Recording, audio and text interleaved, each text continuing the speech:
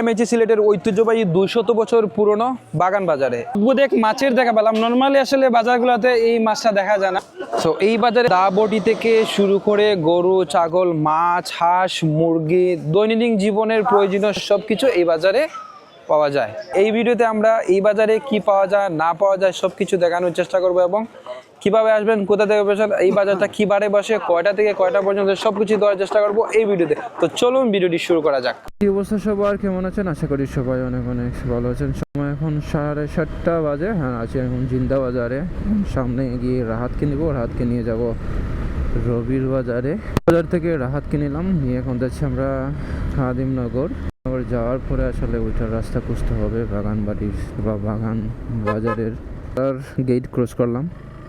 এটা হচ্ছে Sylhet Tamabil highway. So বাম দিকে প্রবেশ করব রবির বাজারে যাওয়ার জন্য। সো রবির বাজার যেতে হলে অবশ্যই আপনাকে এই রোড আসতে হবে।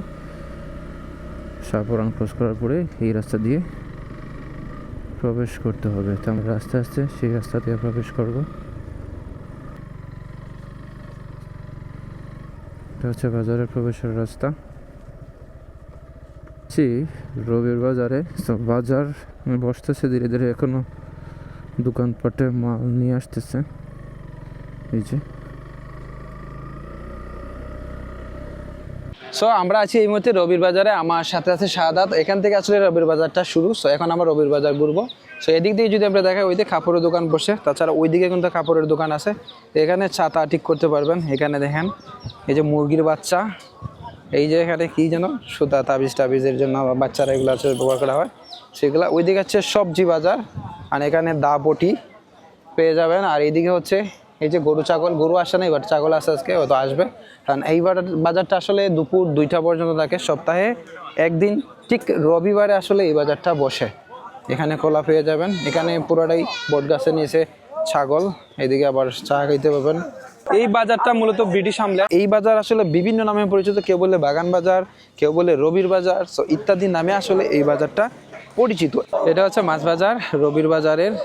দেখেন এখানে দেশি মাছ, পুঁটি মাছ, চিংড়ি মাছ, ছোটো ছোটো চিংড়ি মাছ এখানে। এই যে এগুলো পারবেন মাছ। আর এটা অদ্ভুত প্রাণী, এটা হলে সচরাচর এটা বাজারে দেখতে পাবেন না, এটা এই বাগান বাজারেই পাবেন। কুচ্চা মাছ, এই যে কুচ্চা মাছ চলে যাচ্ছে, এই দেখেন। এখানে হচ্ছে শীতকালীন ফ্রেশ শাকসবজি, বাঁধাকপি, শিম, আলু, লাল শাক, পুঁই শাক, সো ইত্যাদি বিভিন্ন ধরনের সবজি কিন্তু এখানে উঠে গেছে, লোকাল সবজি। হ্যাঁ, এই যে ক্ষীরা আছে, এখানে ক্ষীরা আছে।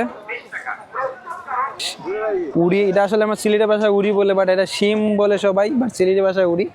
এই যে ফ্রেশ ধনিয়া পাতা চাচার দোকানে।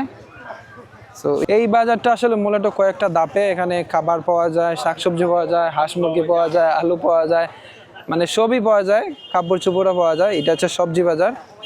এই দেখেন এইদিকে ফ্রেশ, এই যে তাজা সবজি সকালের। এখানে দেখেন বিভিন্ন জাতের যে বীজ, এগুলাও পাওয়া যায়। ওইদিকে মাছ বসছে, দেখি মাছে কি আছে। এইখানে যে শীতকালীন যে ফুলকপি, এখানে চা খাওয়ার ব্যবস্থা, নাস্তা করার ব্যবস্থা আছে।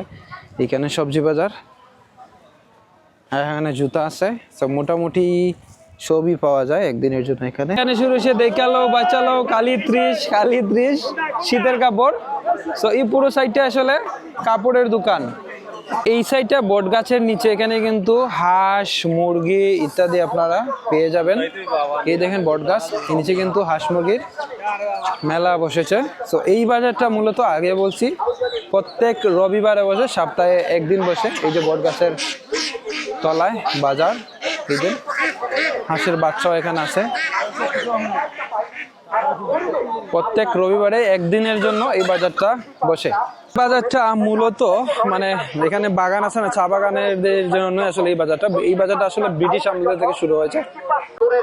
এই যে ফুলের গাছ আছে এখানে, সবজি, এই যে বিভিন্ন ওষুধ ভেষজ পাওয়া যায়।